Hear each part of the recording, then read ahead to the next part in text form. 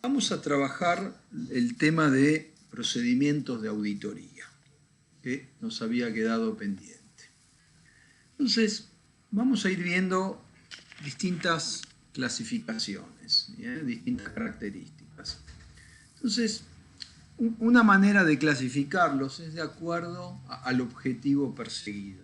Esto un poco lo habíamos visto, básicamente cuando adoptamos un enfoque de cumplimiento, digamos, las muestras que se toman y los que normalmente se utiliza el muestreo por atributos, o bueno, si se hace a criterio, el muestreo a criterios, pero la idea es ver si el atributo, es decir, en este caso el control, se cumple o no se cumple, y el objetivo es evaluar el grado de confianza que uno va a depositar en el control interno.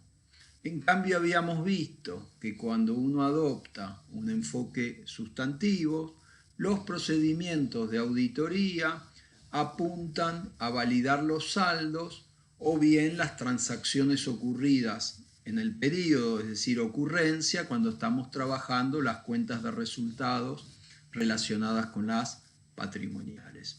De ahí que, si acá voy a hacer muestreo estadístico, en el caso del enfoque de cumplimiento, normalmente uno utiliza el muestreo por atributos, trabajando con la tabla binomial, y en pruebas sustantivas uno puede usar el muestreo por unidades monetarias, que creo que utiliza la tabla de Poisson, o muestreo por hipótesis, ya trabajando con la tabla, ¿cómo se llama? La de Gauss, ¿no? La Z, bueno, me olvidé. Ay, la puta. El estándar, el que utilizamos la Z, digamos. Bueno, y otro que no había mencionado se relaciona con lo que habíamos visto en la clase anterior en relación a cuando uno hace la evaluación del diseño del control interno. Entonces, cuando uno, digamos, sea en forma narrativa o mediante un cursograma, analiza, digamos, el diseño, toma nota del diseño del control interno de la compañía y de cómo es el circuitaje, normalmente, digamos, en castellano, hace lo que llamábamos una prueba circular con comprobantes. Es decir, no, en la prueba de cumplimiento uno va a elegir una cantidad de muestras tal que le permita, digamos, opinar sobre la población a lo largo del año.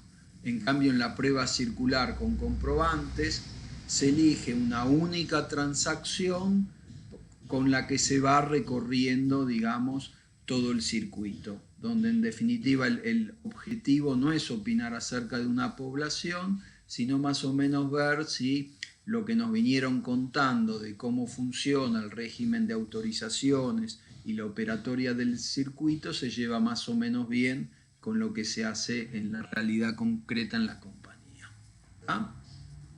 Bien, una particularidad, si ustedes van a tomar la RT37, van a ver que yo hablaba acá de los objetivos del procedimiento, porque uno puede hacer una misma cuestión como mirar documentación de respaldo y tener objetivos por completo distintos.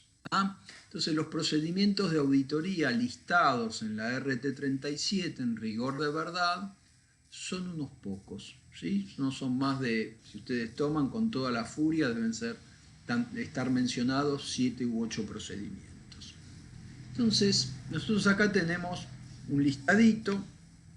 Básicamente tendríamos, yo acá, digamos, puse aparte, jerarquicé la prueba analítica, porque, digamos, este es, digamos, un comentario, un chiste malo que suelo hacer siempre, donde si yo tuviera que elegir un procedimiento de auditoría para llevarme a una isla solitaria, me llevaría la prueba analítica, porque la prueba analítica participa de la planificación, y la prueba analítica participa también de la ejecución de los procedimientos. Cada vez que me enfrento a un determinado rubro del que tengo que, componente o rubro del que tengo que validar las afirmaciones, lo primero que me planteo, que debería plantearme, es si el valor, digamos, de ese saldo contable, sea de cuenta patrimonial o de resultados,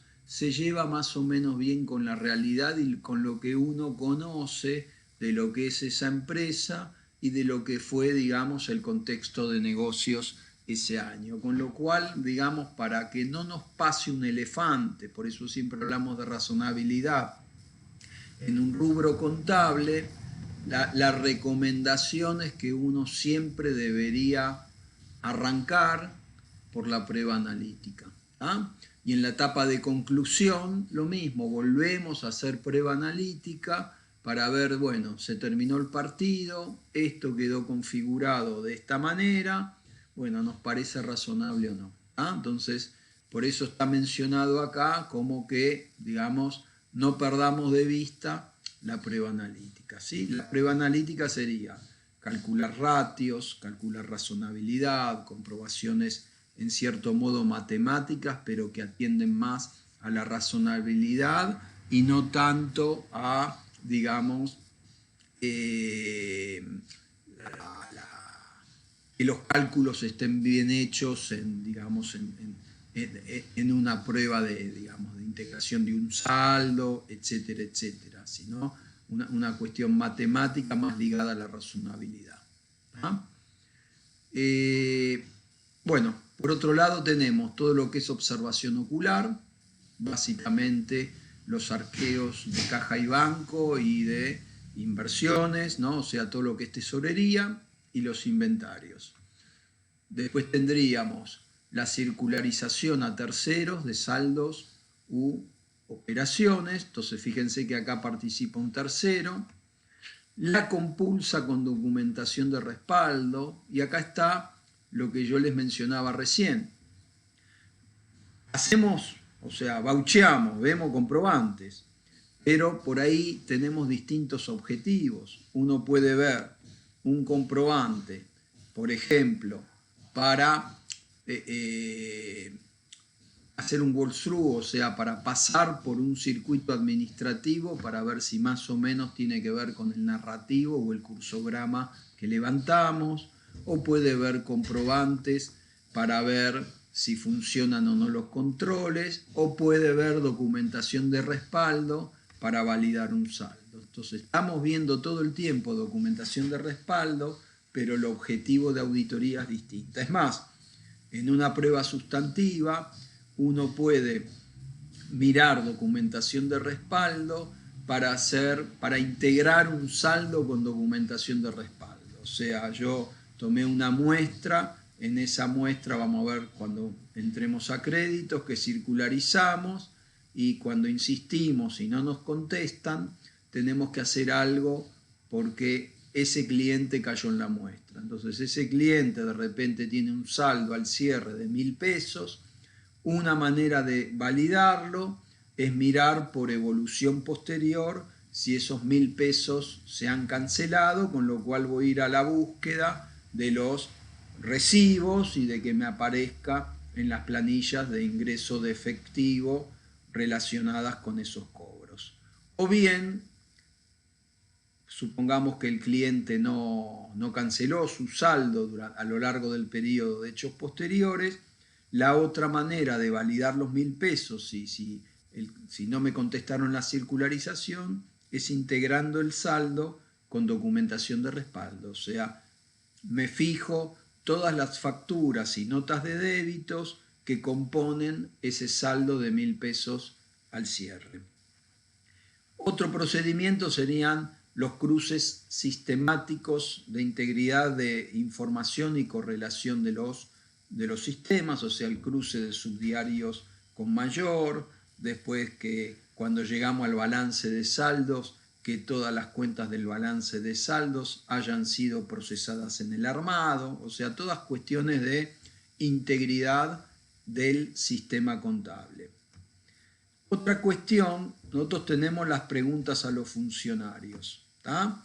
Entonces vamos a ver que estas preguntas a los funcionarios, cuando uno quiere darle, digamos, un mayor carácter, y las preguntas atañen a cosas importantes, les vamos a pedir a esos funcionarios que lo que nos dijeron de forma verbal lo asienten de forma escrita, y vamos a ver hacia el final del cuatrimestre el manejo de la confirmación escrita de las manifestaciones de la carta de gerencia o la confirmación escrita de la gerencia. También podemos tener confirmación escrita o un informe cuando utilizamos especialistas. Por ejemplo, el informe de especialistas por una tasación o el informe actuarial si se trata de una compañía de seguros validando determinadas previsiones técnicas. ¿Ah? Entonces tenemos la carta de manifestaciones de gerencia que tiene que ver con las preguntas a los funcionarios, la carta de abogado que tiene que ver con los litigios y a partir de ahí informes de especialistas. Acá después tendríamos las preguntas a los funcionarios y yo a esto no le abrí otra cuestión acá, ¿sí?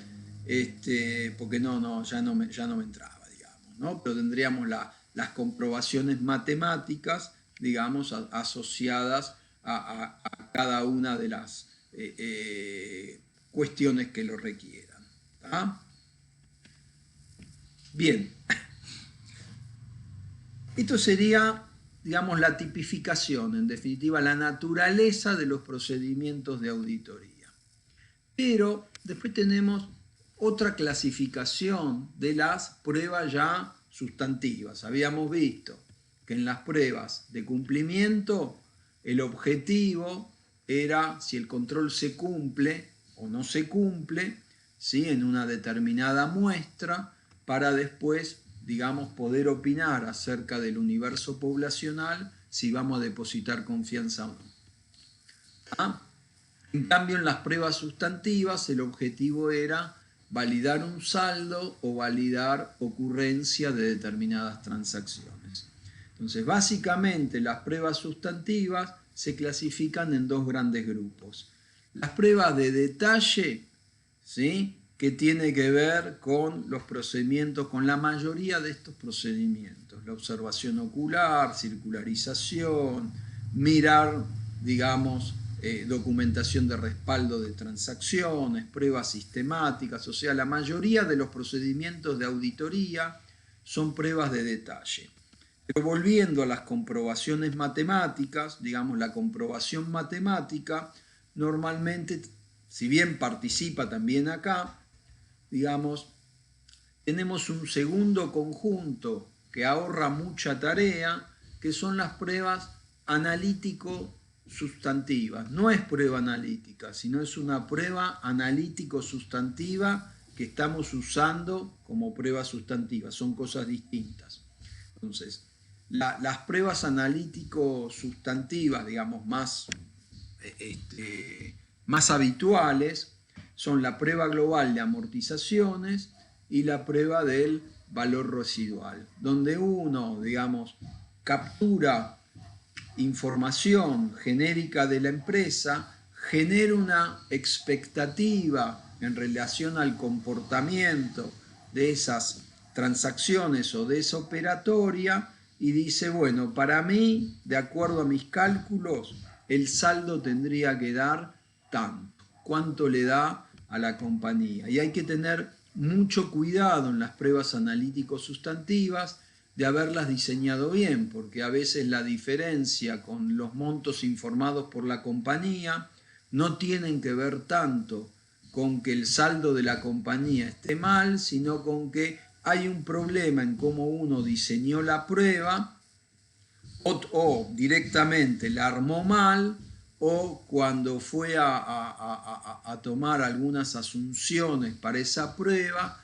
esas asunciones con las que trabajó no son correctas. Entonces, cuando uno utiliza este esquema, automáticamente cuando hay diferencias no puede decir, bueno, te voy a proponer el asiento de ajuste, sino que primero tiene que validar que la prueba analítico-sustantiva haya estado bien diseñada y bien aplicada.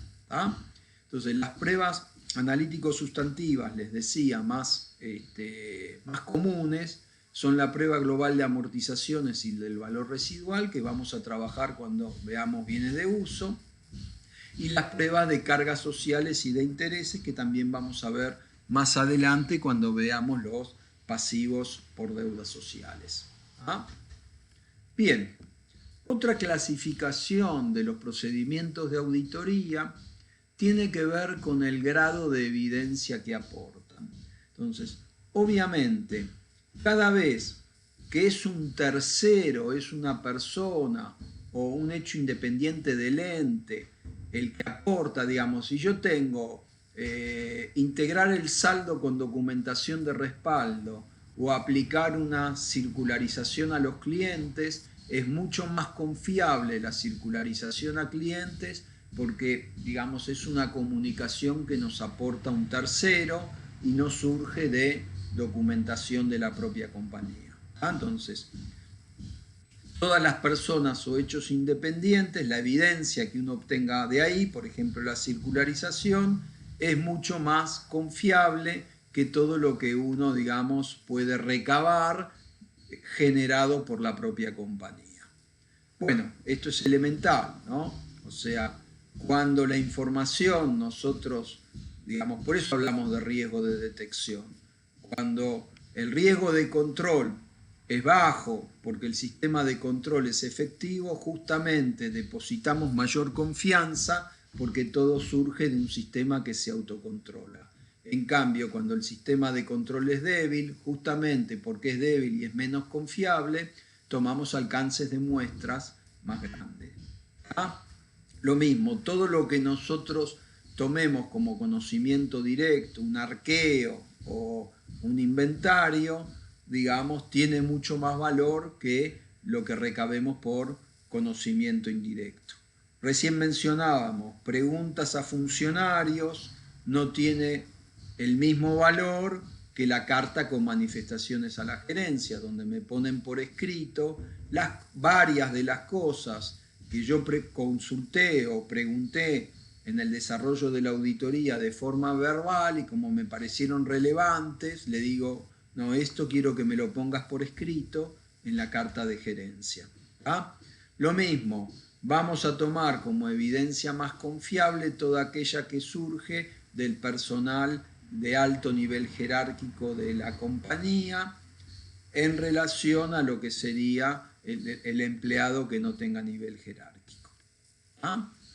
Bien, la otra vez, una de las preguntas que me hicieron cuando nos juntamos para ver el tema de las dudas digamos, de los primeros módulos que les grabé, tenía que ver con por qué yo afirmaba que cuando veíamos el tema del riesgo de auditoría, el tema del alcance es lo más importante.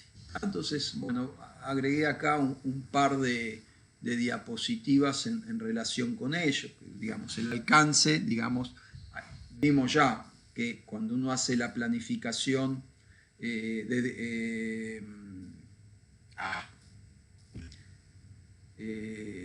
planificación estratégica y la otra era la planificación, la detallada, ¿sí? Entonces, en la planificación detallada vimos que uno tenía que elegir la naturaleza, es decir, qué procedimiento de estos que mencionamos acá en concreto va a aplicar, ¿sí? El alcance, es decir, cuántas muestras, ¿se entiende? O sea, cuánta muestra va a tomar para validar la población y la oportunidad, el momento en que lo va a hacer. Entonces yo les decía que en el tema del alcance es donde uno la puede pifear más.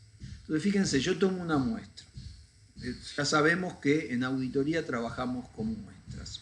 Entonces todo el tema del alcance tiene que ver con que con esas muestras nosotros vamos a opinar sobre la población. Entonces, si la muestra no es representativa, nuestra conclusión acerca de la población puede resultar incorrecta. Entonces, supongamos yo tomé una muestra y si no hay errores en esa muestra, porque la idea del muestreo estadístico es justamente esta, ¿no? Está basada muchas de sus fórmulas en las permutaciones y en las combinaciones matemáticas. Porque ¿cuál es la probabilidad de que en las restantes posibles combinaciones de muestras que uno pudiera haber tomado no habría errores? ¿Se entiende? O sea, uno tomó una resta y no encontró, una muestra y no encontró errores, pero solamente en el caso en que esa muestra sea realmente representativa de la población, uno puede, digamos, argumentar con determinado nivel de confianza, concluir acerca de la población que no van a esperarse errores.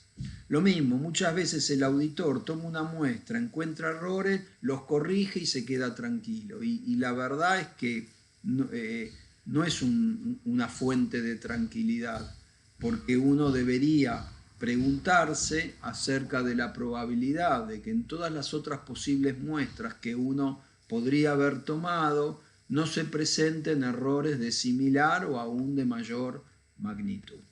¿Ah?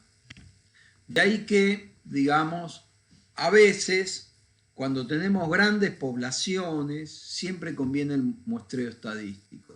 Pero a veces cuando no tenemos grandes poblaciones, pero un determinado aspecto, sé que me lo revisa alguien de afuera, CNB, la UIF, si es un tema de prevención de lavado, el Banco Central, y uno quiere dar una conclusión, digamos, fundamentada, por ahí también le conviene trabajar con muestreo estadístico. Entonces acá tienen una comparación. ¿Tá?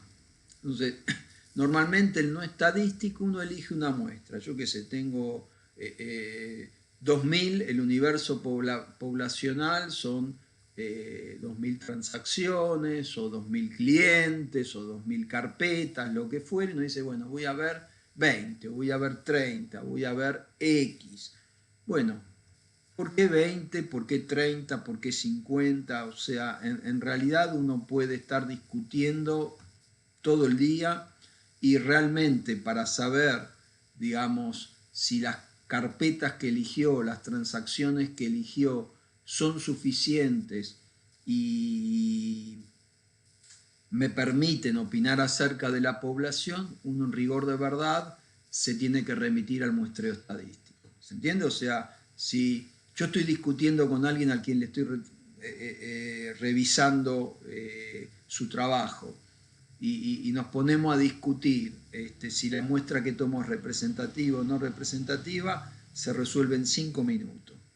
Me voy a la tabla estadística y le digo, mira, tu muestra como mínimo para vos opinar así tendría que haber sido de tanto. ¿Se entiende? Entonces, en el muestreo estadístico, uno elige la muestra, el alcance de la muestra, en función del nivel de confianza con el que va a opinar, que normalmente es un 90%.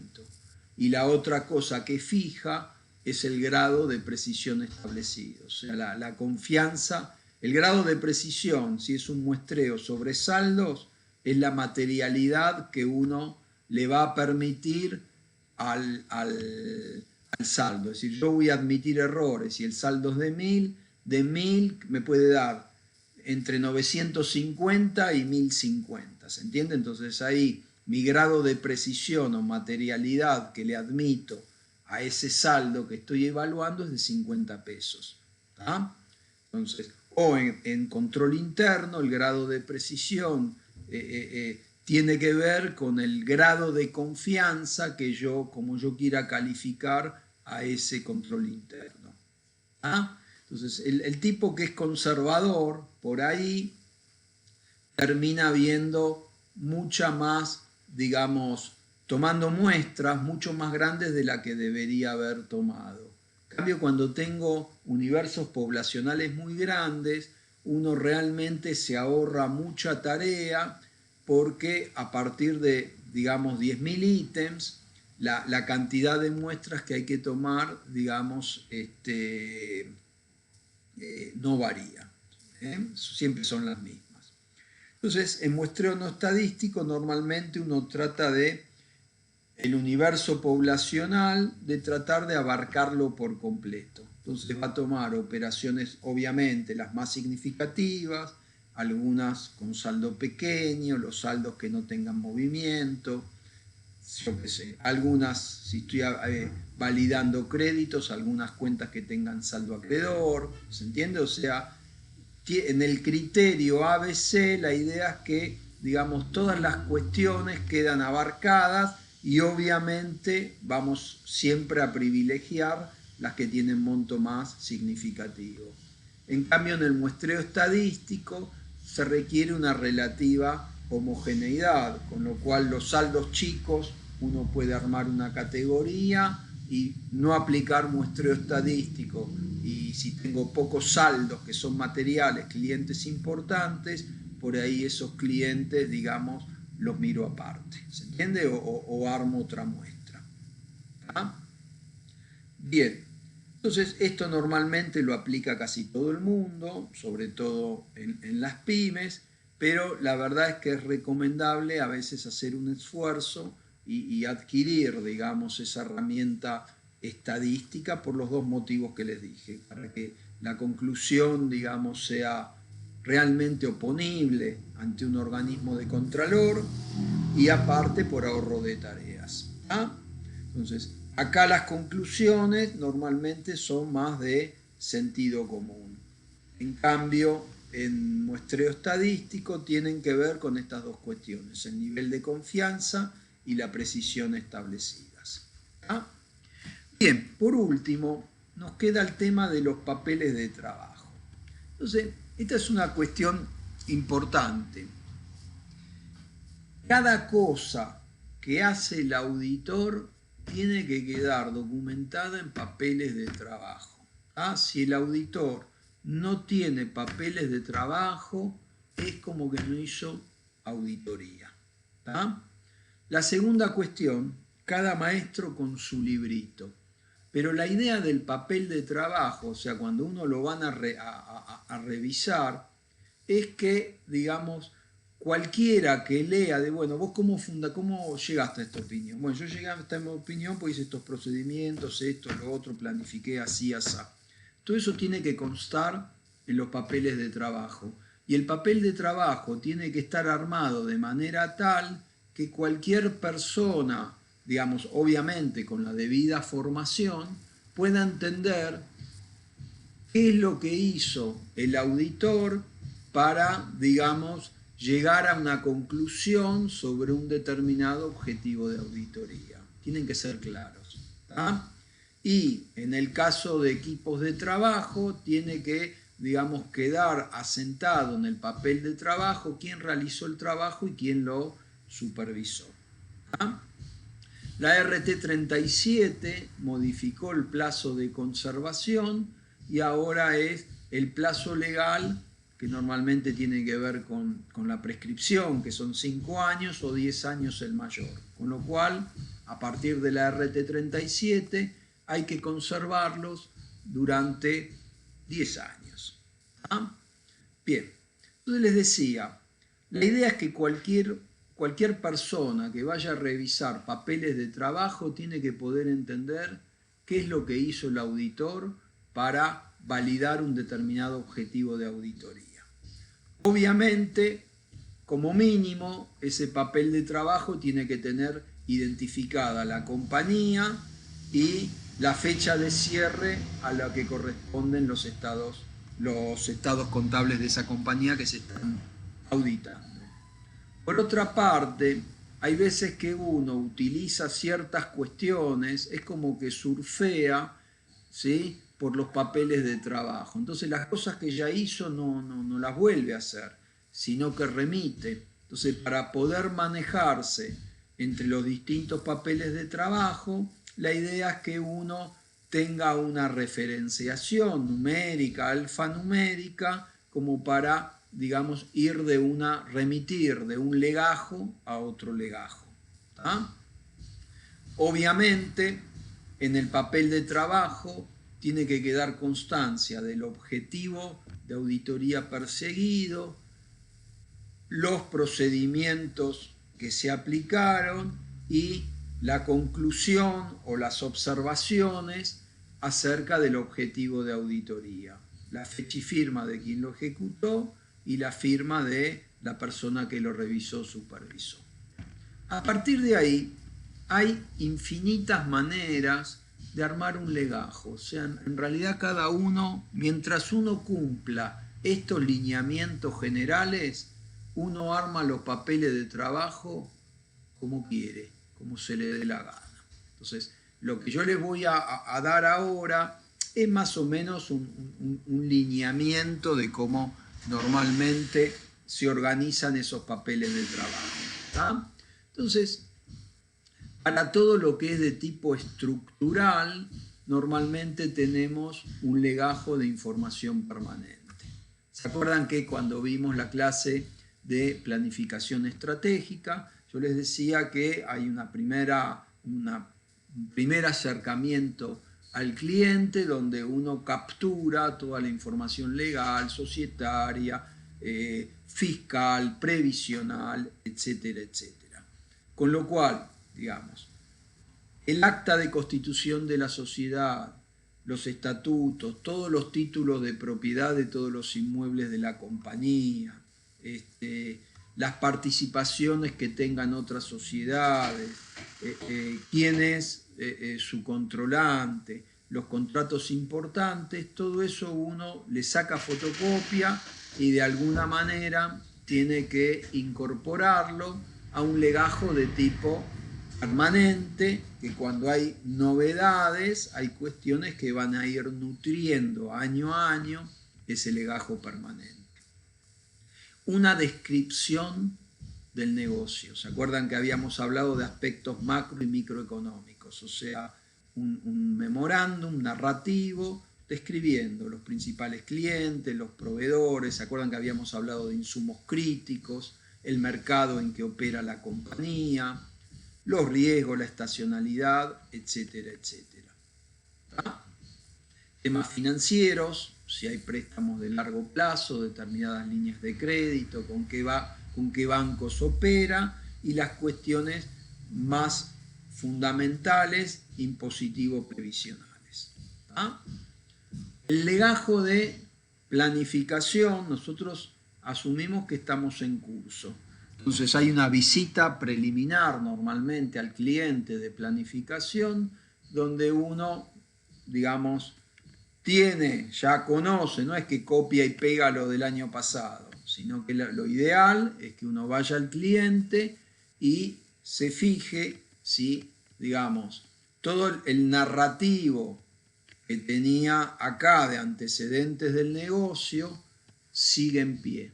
Es decir, me explico, si el negocio, los competidores, todo lo que pasó, digamos, microeconómicamente, no tuvo novedad en relación al año pasado, o acá es el momento donde uno ve, no, riesgo inherente, vino la pandemia, se rompió la cadena de cobros y pagos, estamos teniendo un lío bárbaro. Bueno, ahí ya sabemos que, digamos, algo de lo que era normal y habitual con ese cliente, en el ejercicio en curso vamos a tener que modificarlo.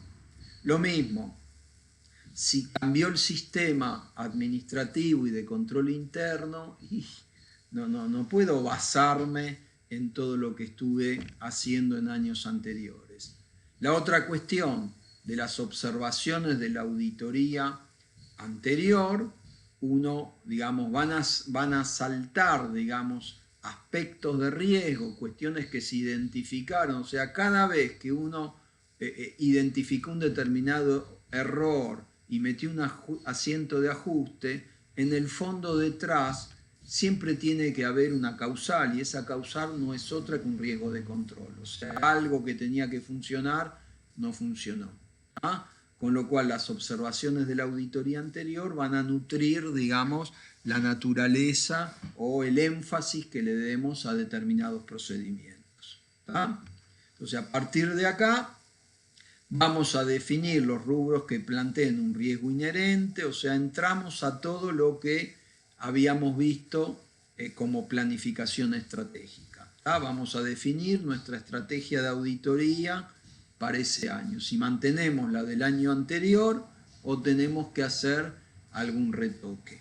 Entonces, si el riesgo inherente se mantiene como el del año anterior, si el riesgo de control se mantiene como el del año anterior, haremos algunas pruebas, ¿sí?, para validar si vamos a hacer enfoque de cumplimiento, si el sistema de control interno sigue funcionando. No es que como el año pasado dio riesgo bajo, este año es riesgo bajo. Y no, tengo que volver a aplicar un enfoque de cumplimiento y tomar las muestras este año para ver si deposito la misma confianza que deposité el año pasado o tengo que hacer algún tipo de modificación.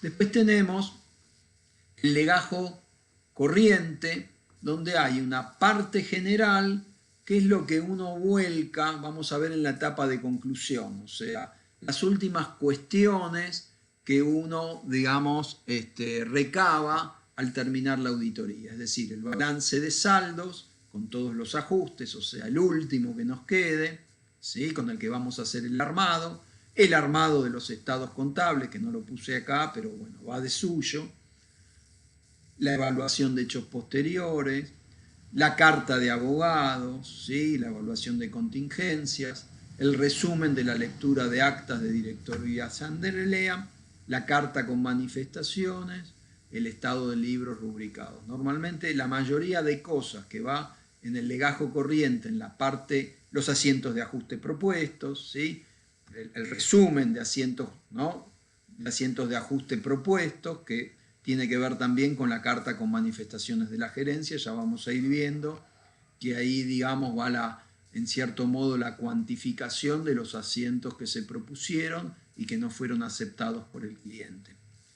En definitiva, toda esta parte general del legajo corriente normalmente se hace en la etapa de conclusión de la auditoría.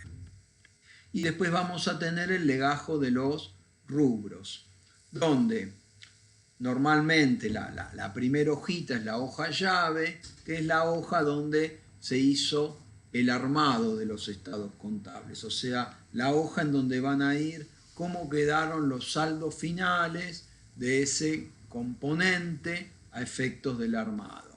¿Tá?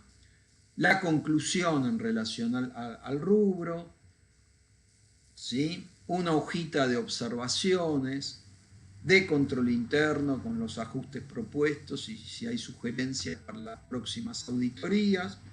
Y a mí me gusta primero, antes de empezar, por eso hablamos de la prueba analítica, antes de arrancar con cualquier procedimiento, dejar constancia de la revisión conceptual y la prueba analítica. A partir de ahí, bueno, el detalle de los procedimientos que se van a aplicar al rubro y la ejecución de los